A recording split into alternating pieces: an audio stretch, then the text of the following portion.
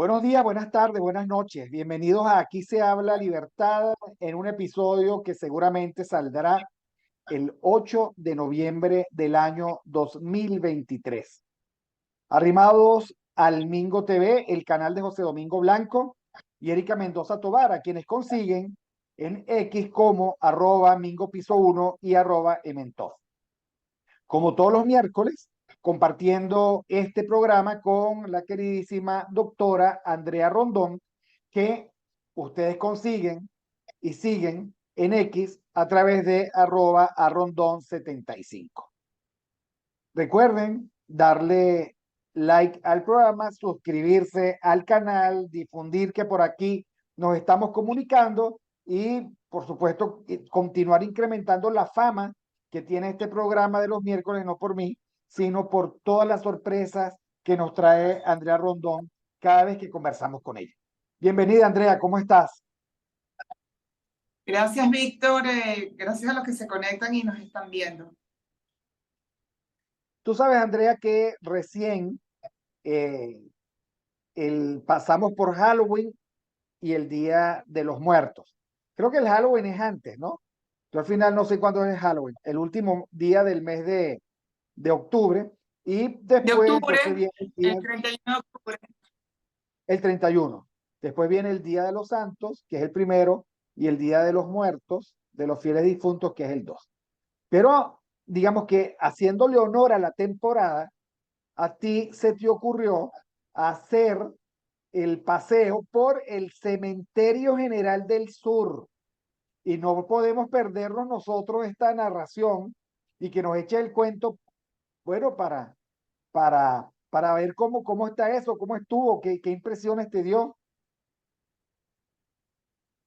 Sí, o sea, digamos, en estas excursiones que hacemos, a veces más improvisadas que otras, mi grupo de amigos y yo, pues siempre comentábamos lo del Cementerio General del Sur porque es un museo abierto, un museo al aire libre, está lleno de esculturas, monumentos, los monumentos, los mausoleos, los panteones dedicados a familias y personajes ilustres. Son esculturas de un valor muy rico, o sea, la idea era explorarlo desde el punto de vista histórico y artístico, ¿no? Y de hecho, en otros países, los cementerios son vistos como un museo jardín. Eso, lo que pasa es que aquí en Venezuela, aquí en Caracas, hablas del Cementerio General del Sur y lo asocias lamentablemente a tumbas profanadas, a vandalismo, a mucha inseguridad, a los paleros, a la santería, sobre todo que surgió lamentablemente con el chavismo, no lo vamos a negar, y goza de muy mala prensa un lugar como este, ¿no? Pero era el sitio era el Camposanto por tradición, por antonomasia, y lo que queríamos era verlo así, ¿no? Obviamente no voy a romantizar la visita que hicimos. Fue un sábado en la mañana y atravesar el mercado del cementerio y todo lo que se creó alrededor de una forma muy desorganizada, la basura, el tráfico, pues ya te predispone un poco, ¿no? O sea, hay que llegar muy temprano para no ver esto, si se puede, ¿no? Eh, Llegué con un grupo, no llegué sola, evidentemente, lo Y recomendable es no obviamente ir no te llevaste solo, un carro, tampoco. ¿no? ¿Cómo estacionaste? ¿Dónde? ¿Cómo fue eso? No, la idea era ir con la menor cantidad de carros posibles y nos estacionamos adentro, en el propio cementerio. Ah, ok. Eh, sí, ojo, o sea, yo porque soy una persona nerviosa a veces, yo veía un motorizado que nos pasaba por el lado y te voy a ser sincera, me sentía un poco nerviosa, ¿no? Pero en realidad nunca estuvimos expuestos a temas de inseguridad, ni robos ni asaltos. La verdad no. Y Bueno, eso que no los éramos, asaltaron y no los robaron. No saben si estuvieron expuestos y los desecharon, bueno, ¿no? después, como estás expuesto en centros comerciales y en otras partes, a mí me han Claro. robado cerca de mi casa en la Trinidad. O sea, tan sencillo como es. Estás expuesto en la medida en que sales de tu casa, o incluso dentro de tu casa también estás expuesto, ¿no? Pero yo no me sentí particularmente expuesta o con mayor, o con mayor riesgo que en otras circunstancias, la verdad. La Es incomodidad vino de lo otro que se lado. llama, es lo que se llama inseguridad subjetiva. ¿Ok? O sea, hay situaciones que no te pasa nada, pero te dan miedo. ¿Ok? Sí, Entonces, las claro. tasas de inseguridad subjetiva en la zona del cementerio, por lo que tú nos narras, son muy altas y tienen razón. Sí.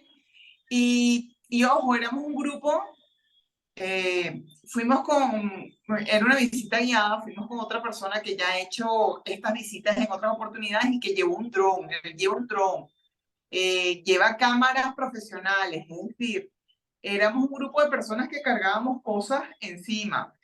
No es que dejen los celulares en otra parte, no, mi cámara era mi celular. Tenía un amigo fotógrafo que llevó sus propias cámaras profesionales, es decir, eh, cargábamos cosas de valor y se notaba, porque tampoco lo ocultábamos, que no estábamos allí por un familiar o porque éramos deudos de alguien allí en particular, sino porque fuimos, la verdad, era explorar y sacar fotos. Tan sencillo como eso. No lo ocultábamos.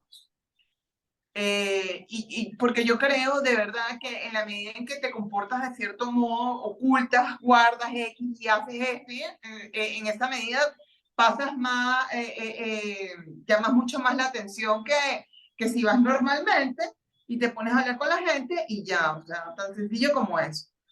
Eh, la idea, como te repito, era sobre todo visitar esas tumbas en donde veíamos las esculturas, los En monumentos la primera etapa del y... Camposanto, ¿no? O sea, porque más Ah, arriba, por supuesto, más pobreza, etcétera. Pero la primera etapa del Camposanto, que tal vez es la más antigua, tiene esas esculturas que en cualquier otro lugar del mundo son objeto de visita y de culto, ¿no? El cementerio de la Recoleta en Buenos Aires, qué sé yo, en es Ciudad de que esa, México, etcétera. yo fui con esa intención. Yo me acuerdo estaba en un hotel en La Recoleta, un hotel muy turístico, 5 estrellas, y a la esquina estaba el cementerio. Y además existían establecimientos aledaños con motivo al cementerio. Es decir, yo quería vivir esa experiencia, ¿por qué no en mi ciudad? ¿No? Porque de hecho, el cementerio, que es uno de los más antiguos, el más antiguo de Caracas, pero es uno de los más antiguos en Venezuela, fundado en 1876 por el primer gobierno de Antonio Guzmán Blanco, como el señor amaba Francia y tenía esa fuerte influencia europea, él creó en esta hacienda, él ordenó por decreto la creación de este camposanto con esa idea, como un cementerio jardín, como un museo al aire libre. Y de hecho, los primeros monumentos, te voy a hablar de algunos escultores. Emilio Garibaldi, Julio Roversi, por decirte algo, participaron, por ejemplo, del Arco de la Federación, de la ornamentación del Arco de la Federación, o de algunos bustos del Arco de la Federación, o de las estatuas de la Plaza Madariaga. Es decir, tú veías un ambiente, nuevamente, lo que te hablaba la semana pasada, o así, con Cosimina, veías una fuerte influencia italiana en esta primera parte, sobre todo cuando visitas las tumbas, por ejemplo, de lo que uno de los tíos de Bolívar y dos de los sobrinos de Bolívar, se veían esculturas de finales del siglo XIX. Lamentablemente por la desidia, la destrucción, pues ya están muy deterioradas, O pero sea, eso no lo eh, cuida nadie y desde hace 25 años menos que nadie. Siempre el cementerio del sur fue un problema porque lo que tenían que hacer no lo hicieron, clausurarlo. O sea, llega un momento en el cual los cementerios se cierran y se clausuran y empiezan a hacer museos. Aquí no. Y además por los flancos de arriba que coliden, creo que con la cota 905, bueno, allá arriba era cualquier cosa. Y para colmo, allá arriba era la peste en un país de inseguridad, de arbitrariedad, que pasó por el Caracazo, terminó condenando al cementerio del este a ser, del oeste, del sur, perdón, cementerio general del sur, terminó siendo un antro, o sea, un Sí. lugar donde cualquier cosa puede ocurrir, donde no respetan tampoco las tumbas, ¿no? Las saquean, las violan, pero quedémonos en la parte de abajo, ¿no? Sí, no, evidentemente nos advertían qué zonas no visitar, por ejemplo, la que colinda a la peste, evidentemente no. Nosotros nos quedamos en la parte inicial y un poquito más, un recorrido como de 3 horas, pero principalmente tomando fotos y quedándonos bastante tiempo en algunos sitios, ¿no? Eh, esto para que quienes están afuera y tal vez no tengan este background, y por ejemplo, a mí mucha gente me dijo, qué loca que te lanzaste para allá, ¿qué le vas a ver a eso? Bueno, resulta que es un monumento histórico nacional decretado en 1982, o sea, hay una rica cultura, hay una rica historia artística y cultural en el cementerio. Entonces, ¿por qué no? O sea, que lamentablemente quede en esta zona y ella que atravesar esta selva, no me impide conocer lo que en muchas zonas, en muchos portales es reseñado como una necrópolis, porque básicamente es eso, o sea, es como una gran ciudadela llena de arte de finales del siglo XIX y XX, principios del XX, ¿no? Y, por ejemplo, también, no solamente gente mantuana, como la que acabo de mencionar, sino también intelectuales de la época. El editor de El Cojo Ilustrado, su tumba y además como su Ah, panteón yo y vi la todo, foto, ¿no? La foto está del allí. que era el editor del Cojo Ilustrado. Totalmente saqueada, ¿no? Pero algo se ve, ¿no? Sí, eso sí, de hecho tú tienes que intuir que esa es la sepultura del editor Herrera Irigoyen, porque de verdad está muy profanada, está bastante profanada, pero allí se ve el nombre y se ven las fechas, y El Cojo Ilustrado es nuestra primera revista cultural en Venezuela.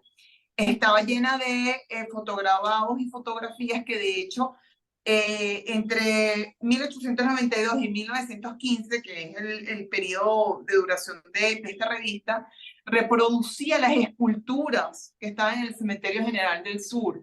Es decir, esto no es menor, o sea, obviamente alguien, un arquitecto,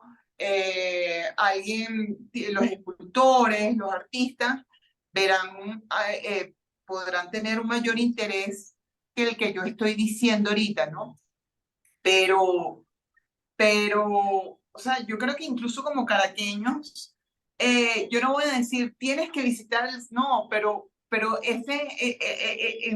ahí está nuestra historia, parte de nuestra historia, una forma de conocer una ciudad también es a través de sus cementerios, porque allí están figuras ilustres, y yo estoy diciendo figuras ilustres, por ejemplo, mis dos abuelas están enterradas allí, cuando era costumbre enterrar a familiares Sí. allí. O sea, luego, por temas de inseguridad y todo eso, nos hemos mudado al cementerio del Este. He ido más al cementerio del Este, lamentablemente, que al cementerio general del Sur. No he podido visitar las tumbas de mi abuela. De hecho, ya ni me acuerdo dónde están. No quiero saberlo porque tampoco me dolería ver en qué condiciones está, honestamente. Pero yo pienso que una forma también de conocer la ciudad o es conocer esta parte histórica que lamentablemente nosotros la vemos como mucha inseguridad, mucho vandalismo, cuando de verdad está muy rica en cuentos o en relatos históricos. Ahí, por ejemplo, está toda la familia de Joaquín Crespo, que de hecho es el panteón más llamativo de todos, porque es como un Ah, mini sí. palacio como un mini palacio en todo el centro del cementerio.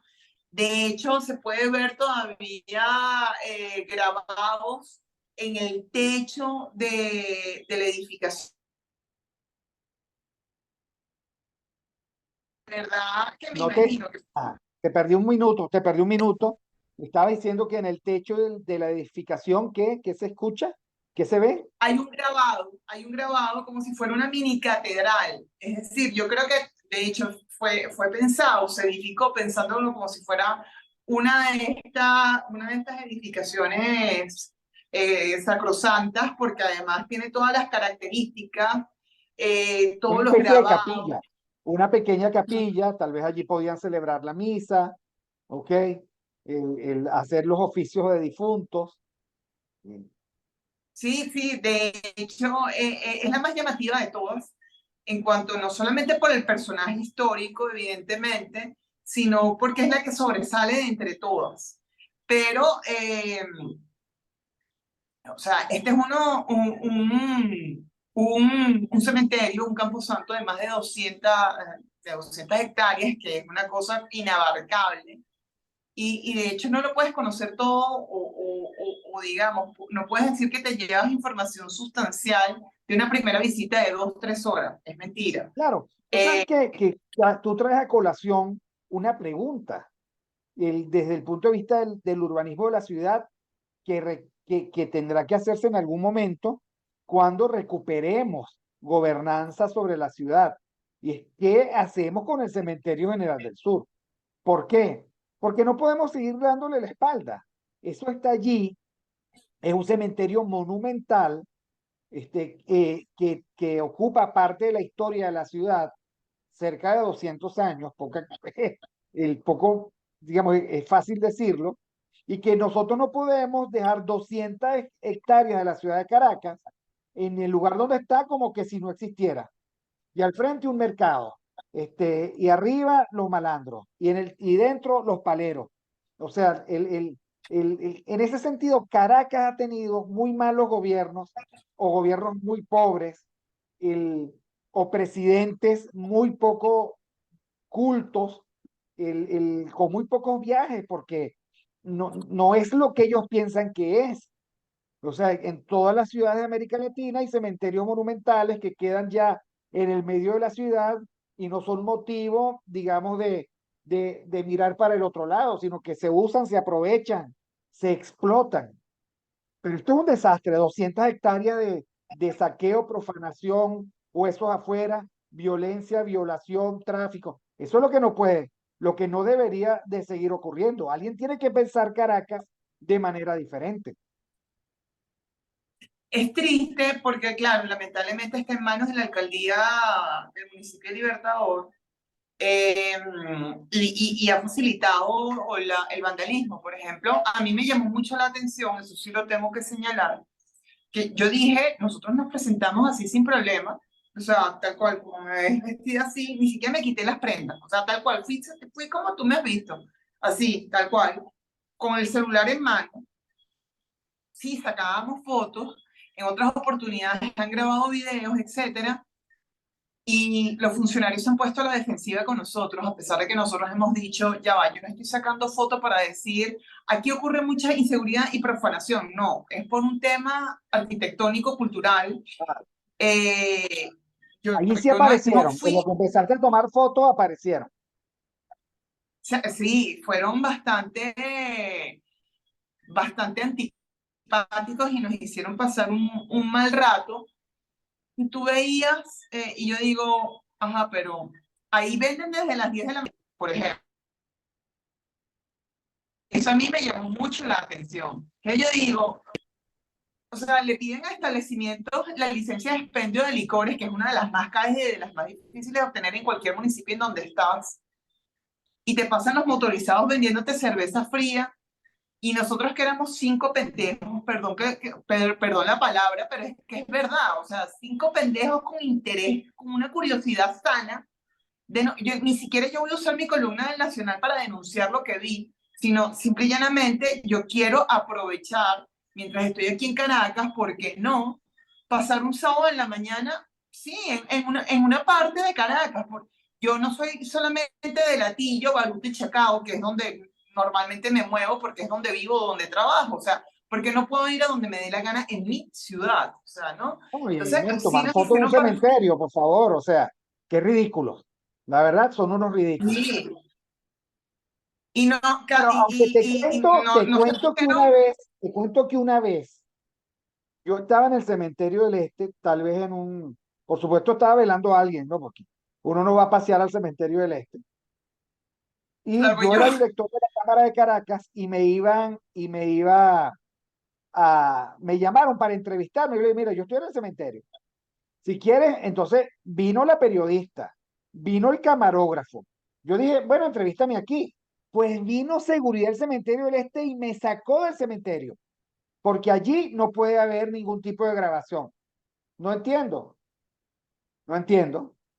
Y después cuando X o Y o Z, que ni siquiera voy a nombrar, de la nomenclatura del régimen, entonces ahí entran todas las cámaras y todo el pescueceo posible, porque allí sí, no dicen nada.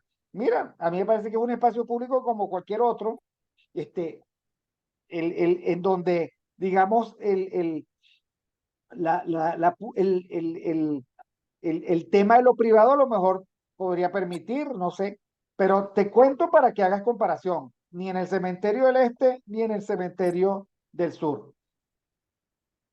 Porque siento que no hay cultura en este tema. O sea, No, porque tienen eh, miedo, todo el tema es el miedo, eso es lo que se llama miedo panóptico, el miedo al que te va a denunciar, el miedo al que cree que lo van a poner en evidencia o que van a utilizar, imagínate tú, para hacer una crítica al régimen, el escenario del cementerio del Este y qué sé yo, van a invadir el cementerio.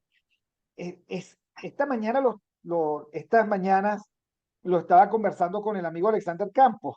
O sea, el miedo es una de las variables explicativas de nuestra conducta social. Y cuando gente como tú y tus cuatro amigos, o cinco, o los que fueran, se atreven a traspasar los confines de la Caracas, de la Caracas del Este, entonces a veces, en lugar de reconocer el mérito, pues los amedrentan. Bueno, pero yo creo que es difícil amedrentar a cinco abogados con doctorado, ahora en Venezuela. es que te lo dije, no, es que obviamente nosotros salimos y le dijimos, o sea, fuimos muy educados también y nosotros, ajá, pero explícame por qué no. Y no sé, y por supuesto entró en cortocircuito y no nos fastidiaron después, nos dejaron hacer tranquilas nuestro recorrido y al final no pasó nada, ¿no?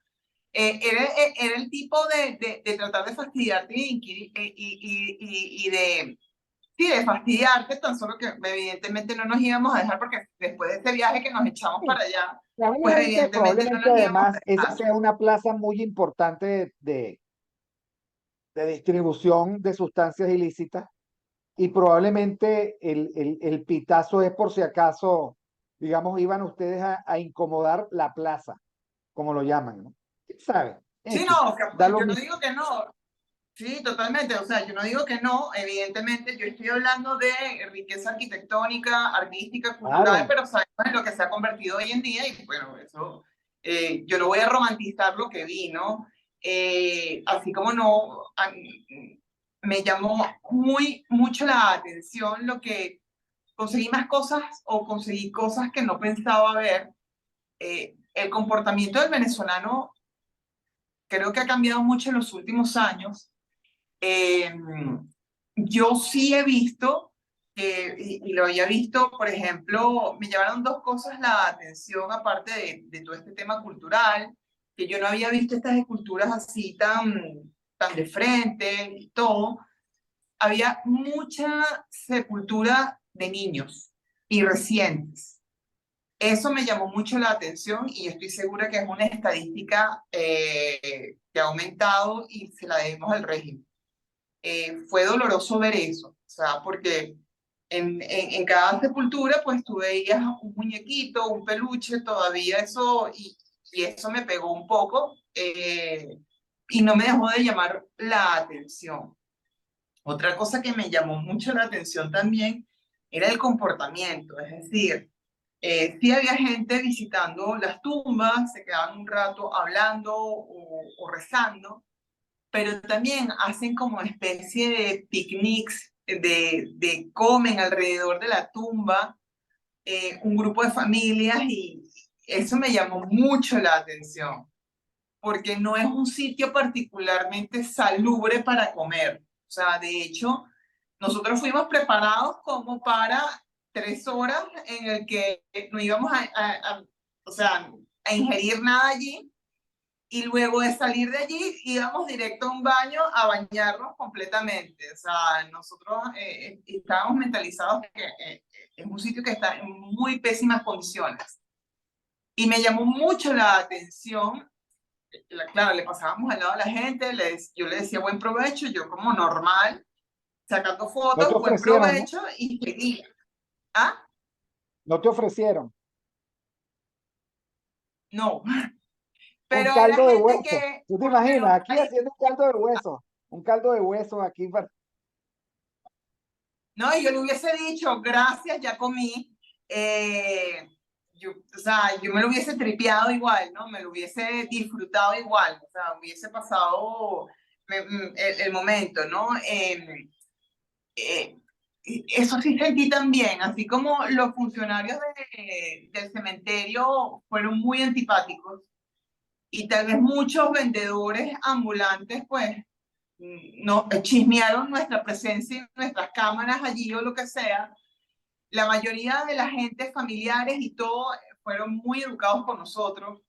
Eh, eh, de hecho, a veces complementaban historias de donde nos parábamos, y nos complementaban historias porque también son gente del lugar, y como que a veces como agradecían que uno tuviera interés por algo que no es muy propio de nuestro lugar, pues, de ese lugar. Así que, digamos, a diferencia de lo que conseguimos de los funcionarios públicos, yo no sé, no me sentí realmente luego ni atacada, ni mal vista, ni una ave rara, ni nada de eso, sino más bien nos integramos bastante bien, y cada quien con lo que estaba haciendo. Nosotros con nuestras cámaras, nuestras notas en el cuaderno o en el celular o lo que sea, y cada quien estaba con sus espacios, con sus seres queridos de algún modo, con su forma particular, Claro, etcétera, ¿no? Eh, claro. Hay otra cosa que también me he dado cuenta en casi todas estas discusiones, es que tengo que llevar comida por la gente que necesita comida allí. Donde uno termina dando, no sé, el potecito de agua, la galleta, que no le llegaría nada porque sin gluten, me da pena, pero eh, me recordó la época de 2017, la gente cerca tuyo esperando que, no sé, que botes el vasito con hielo porque necesita el vasito con hielo porque está deshidratado. Me llamó mucho la atención ver eso porque tenía años sin verlo. Me hizo acordar el funesto 2017 y los años Claro, previos. es que el cementerio está ahora insertado en una zona muy marginal de Caracas, muy marginal. Y por supuesto, bueno, ¿a dónde van a salir los que no tienen ni empleo, ni tienen comida, ni nada? Van a los lugares donde se concentra la gente a ver qué pueden conseguir. Es muy, muy lamentable, pero hasta allí no llega ni la brisa de la supuesta recuperación económica del país, que no es tal. Que vamos a estar claros que no sigue sin aparecer. Todo el mundo habla de ella como si efectivamente ocurriera, pero yo creo que es simplemente un espejismo, propaganda interesada, una narrativa postiza que coloca el régimen para que la gente empiece a hablar de otra cosa y no de lo que efectivamente está ocurriendo. Entonces tuviste 4 horas allí, viste muchas esculturas, calibraste el nivel de profanación de las tumbas, y bueno, termina siendo eso una zona de nadie, ¿no? Porque de esas zonas que al final te hacen pensar también, y pasamos al segundo tema, de que no siempre es posible el orden espontáneo, ¿no? O sea, de que no siempre, o sea, hay algunas exigencias de orden social que de alguna manera hay que repensar y recalibrar. Pero esto lo pongo porque con muchísima satisfacción vi, mucha alegría por ti, por cierto, mucha y franca alegría por ti, que eres la editora, creo yo, de la edición especial del papel literario dedicado en este caso a Mises y que me trajo a mí también mucho contentamiento porque a 10 años de la muerte de Antonio Cova, mi amigo entrañable, este, pues hubo un lindo reconocimiento de gente que efectivamente, de algunos de ellos puedo dar mucha fe de que lo conocieron y lo quisieron, como Ramón Piñango, Leonardo Asparren y por supuesto su hijo Sebastián Cova, y también Francisco Coello, el profesor de la UCAP, alumno de Antonio Cova y una persona también muy querida, sin duda, sin duda muy querida por el círculo, pues. De tal manera que me conseguí yo con un documento muy bien hecho, que por supuesto tiene dos partes. Hablemos de la que te corresponde a ti, que es, digamos, la revisión, la lectura, el planteamiento de Mises, ¿no? Sí, digamos por segunda vez en el año, Nelson Rivera me invita para que a través de, o en representación de SEDICE, coordine y haga la curaduría de lo que es esta edición que fue con ocasión a los 50 años del fallecimiento de Ludwig von Mises, ¿no? Él no será liberal, pero él siempre está muy abierto a lo que podamos ofrecer desde Se dice Libertad y desde las lecturas, nuestras reflexiones y preocupaciones, ¿no? Entonces, invité a mis habituales por lo general son Nazli Ustari, que es una amiga mía del doctorado, que tiene maestría en finanzas de la Universidad Francisco Marroquín. Invité a José Valentín González, abogado, experto en Murray Rothbard, que se dice que es el alumno que más siguió las ideas de Mises, incluso más que Hayek, porque Mises no tendría hijos biológicos, sus dos hijos intelectuales serían Murray Rothbard y Hayek, y se dice que de verdad quien siguió más la metodología y más en la línea de Mises fue Murray Rothbard, ese infant elephant, ese infant terrible de la Escuela Austríaca de Economía, que es Murray Rothbard, ¿no? Él es experto en este autor del anarcocapitalismo, ¿no? También invité a Jesús María Alvarado, que ahorita está de director de posgrado de la Universidad Francisco Marroquín, venezolano, pero ya emigrado allá en Guatemala, y a dos amigos extranjeros que siempre me colaboran, Ricardo Manuel Rojas, argentino, y también hablo sobre la importancia de la praxeología en el pensamiento de Mises. Sabemos que este es un señor cuya línea de investigación es esa integración del derecho y la economía a través de la praxeología, y más que del derecho y de la economía es de las ciencias sociales en general. No hay que ver la praxeología como solamente el método de la Escuela Austríaca de Economía, sino como, ¿por qué no pensarlo como un método para las ciencias sociales en el que se incluye también el derecho?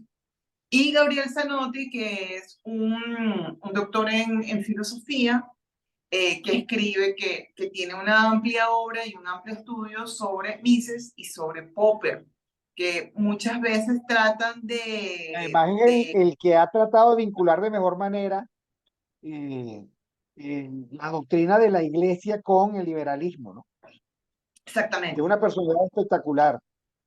sí, totalmente, y es a partir de los trabajos de Zanotti, a través del Instituto Acton, que tú entiendes que las raíces de la Iglesia Católica eran profundamente liberales, ¿no? A diferencia de lo que podamos ver con autores como Antonio Escotado, que No, y en hasta sus que llegó Francisco, ¿no? Francisco ha sido una tragedia en ese sentido. Bueno, de pero bueno, hecho, no, sí, de hecho Zanotti tiene un trabajo interesante sobre Benedicto como filósofo, es un pensador muy profundo, más allá de la mala prensa que se le ha atribuido como el papa rígido o lo no, que lo que sea. pasa es que Benedicto es la víctima de la progresía de la Iglesia Católica, es la víctima. En un momento en el cual, digamos, para la Iglesia Católica está infestada de un progresismo inexplicable que quiere imponer otra agenda. La ecológica que ya asumió Francisco, el, el, eh, incluso con una carta encíclica, o sea, tratando de incorporarla nada más y nada menos que a la dogmática el cristiana o católica. Y bueno, de ahí para adelante, todas las demás agendas que prefiero, digamos, ni siquiera tocar. Entonces, frente a eso, un argumentador, un teólogo de tanto peso como Benedicto XVI le estorba a todo el mundo. Lo han querido destruir desde el punto de vista reputacional y lo han querido olvidar desde el punto de vista de su legado, ¿no? Bueno, ya veremos, digamos, si la historia lo reivindica, ¿no? Si no, él ya hizo su papel en el mundo, ¿no? Y serán otros los que tendrán que seguir eh, trajinando estas contradicciones o estas dialécticas y conseguir ciertos equilibrios, ¿no? Sí, y esto que estás comentando es una labor que por lo menos desde el mundo de vista liberal de habla hispana es un trabajo que está haciendo Gabriel Zanotti. Y bueno, como pensador filosófico sí, porque él no es economista, de hecho, ninguno de mis invitados son economistas para ver, es un modo también de ver lo amplio del pensamiento de Mises. De hecho, Nelson Rivera me dijo que estaba sorprendido por el feedback que tuvo del lado de muchos filósofos esta edición, ya sea por parte de quienes lo adversan o que tuvieron empatía con esto. Y no me extraña, porque la Escuela Austríaca de Economía es más que toda una escuela de pensamiento, ¿no? Que trasciende de las propuestas del planteamiento económico y es mucho más afín con planteamientos filosóficos, ¿no?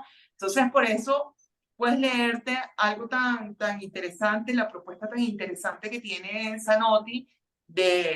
Zanotti lo que nos dice es, dejen de buscar coincidencias entre Mises y Popper porque no existen, a pesar de Y que no tiene por qué coinciden en existir, el tiempo. no tiene por qué existir, ¿no? Ahora, tú sabes que en el tema del papel literario, este, a mí siempre me ha llamado la atención, me llega el formato PDF, el que vamos a estar claros, no es un formato, es un formato muy bello que retiene, conserva el arte, ¿no? El arte, la edición de la hoja, el arte gráfico, pero es muy difícil de leer en términos de un celular, que es lo que es el 70%. Cuando tú preguntas cómo lees noticias, la gente dice, bueno, desde mi celular, ¿no? Y el PDF un, no es precisamente el mejor, digamos, el más amigable, el formato más amigable. Ahora, todo esto te lo pregunto para saber si hay otras formas de leer el papel literario, si hay un portal, si hay, digamos, algún sitio donde uno lo pueda leer, él pueda ver el contenido y que el contenido sea más amigable para los celulares o algo, o incluso las tablets. Bueno, es que esta versión en PDF, no todo lo que se publica en papel literario va al formato PDF. Lo que va al formato PDF, como tú bien dices, tiene una estética determinada, además tiene una edición mucho más cuidada, mucho más pulida. Pero lo que va a PDF también está en la página web de papel literario. Ah, Lo ok, que pasa tienen es su que la página web. página web de papel Sí, claro, lo que pasa es que la página web de Papel Literario tiene el mismo problema de la página del Nacional, ¿no? Sabemos que Claro, está bloqueada gracias a la gentileza del régimen, probablemente, ¿no? No sé si te perdí o me perdí.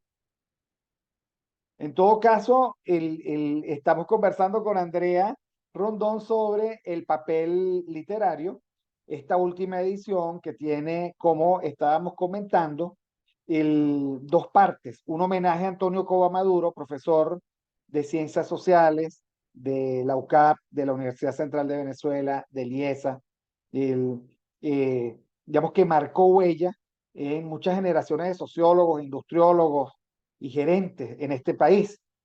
Y por la segunda parte es una edición que está dedicada a Mises. Como lo comentaba Andrea Rondón, en esta edición dedicada a Mises, bueno, digamos que Andrea, que es la editora o la curadora de los materiales, logró un concurso, el concurso de un team de analistas, escritores y conocedores del tema, que efectivamente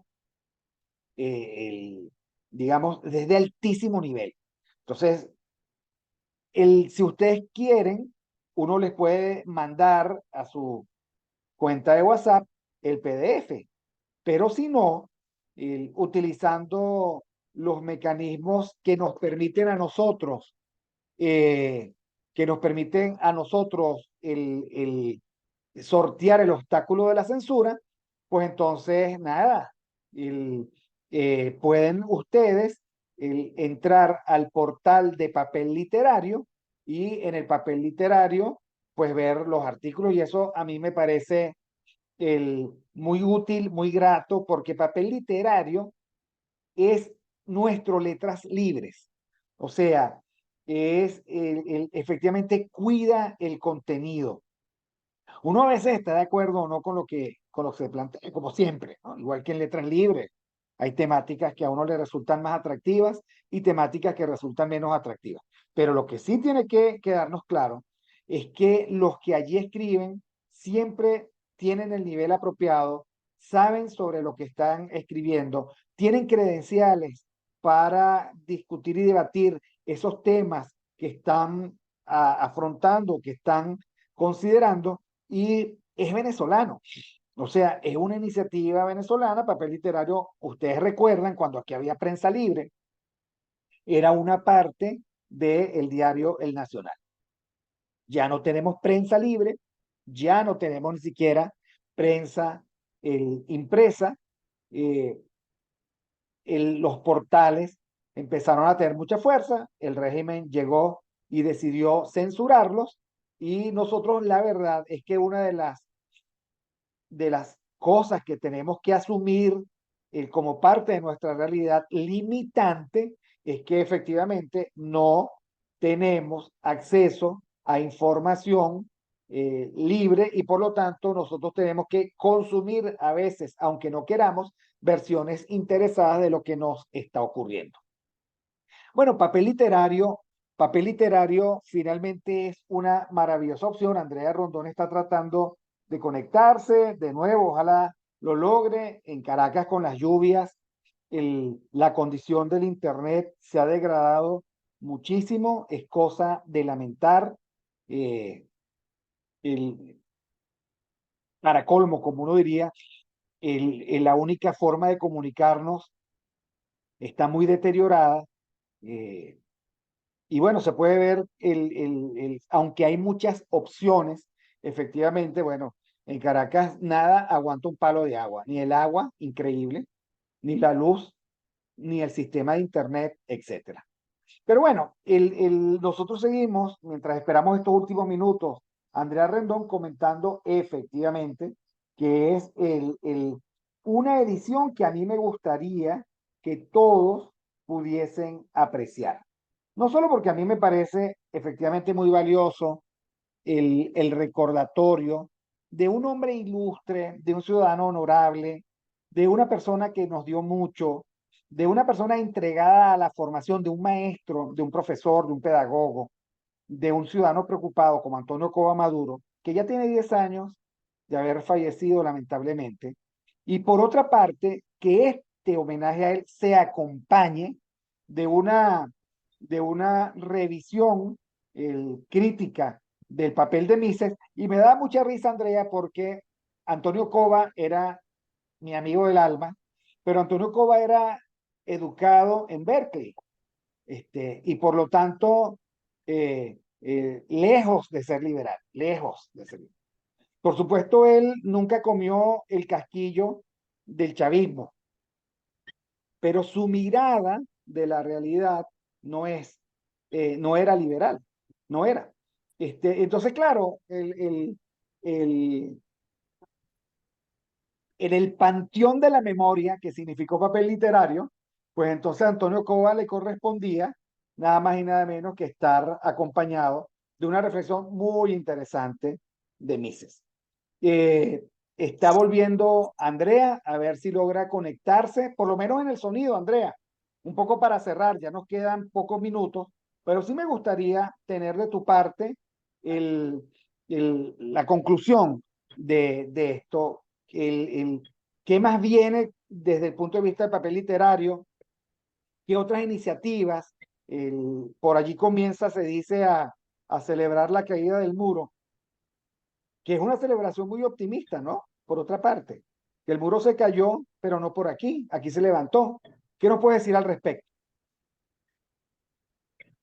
Bueno, en realidad yo nunca he celebrado la caída del muro de Berlín, justamente por lo que tú estás señalando. Yo aclaro siempre, yo participo en una conmemoración, no sé qué hacen los demás, pero yo en lo particular no lo celebro porque justamente me parece muy naif pensar eso. Yo por lo general lo que siempre hago es con mis aliados, con amigos de la casa, críticos de cine, hacemos una tertulia sobre una película en particular o sobre un director en particular. A mí me gusta mucho Christopher Nolan, entonces nosotros vamos a comentar Oppenheimer. Bueno, evidentemente no está directamente vinculado con el hecho del muro de Berlín. De hecho, no ocurre en la misma época del 61 al 89, es muy posterior al lanzamiento de la bomba, que bueno, es de lo que va la película o el contexto histórico que rodea Oppenheimer, pero a mí siempre me ha parecido que Christopher Nolan es un director que ha logrado unir un aspecto comercial con un aspecto, una propuesta filosófica también profunda en sus películas, y eso es de lo que vamos a hablar este jueves con los amigos Luis Bon y Sergio Monsalve, críticos de cine, documentalistas, directores de cine, venezolanos, que decir eso aquí en Venezuela son palabras mayores, la verdad, porque no es fácil por todo lo que nosotros vivimos hablando en estos programas. Entonces, básicamente es eso. Y en cuanto a papel literario, con la apertura o con lo open mind que es Nelson Rivera, que es muy curioso intelectualmente, seguro habrá muchas cosas más. De hecho, el próximo año se conmemora, y si esta es una celebración de los 40 años de Se Dice, y bueno, lo más seguro es que estemos organizando actividades como para recordar esas bodas de Rubí. Me dijeron por allí que se dice fácil, pero es un trabajo de hormiguita. Es así, con muy pocos recursos, hacer todo lo que le dé lustre. Ojalá lo logren y ojalá sea además socialmente útil para el país. Porque como decía uno de los padres fundadores de Estados Unidos, el precio de la libertad es su eterna vigilancia. Bueno, mi querida Andrea, ha sido un poco accidentado el programa, pero el país es así, un Bastante. poco accidentado. Y en todo caso, te agradezco mucho el haber abierto para nosotros y a la imaginación ese paseo por el Cementerio General del Sur y esa referencia a tu voluntario trabajo de difusión del liberalismo con ese team maravilloso que tú lograste convocar para esta nueva edición del papel literario. Muchísimas gracias. Saludos a Ralph, que lo veo allí en tu foto, en esta última etapa, para poder oírte bien. Y bueno, a todos, por favor, denle like al programa, suscríbanse al canal, recuerden que Mingo TV, en Mingo TV, aquí se habla libertad y nos vemos el próximo viernes. Gracias a todos, gracias Andrea. Gracias, Víctor. Bueno.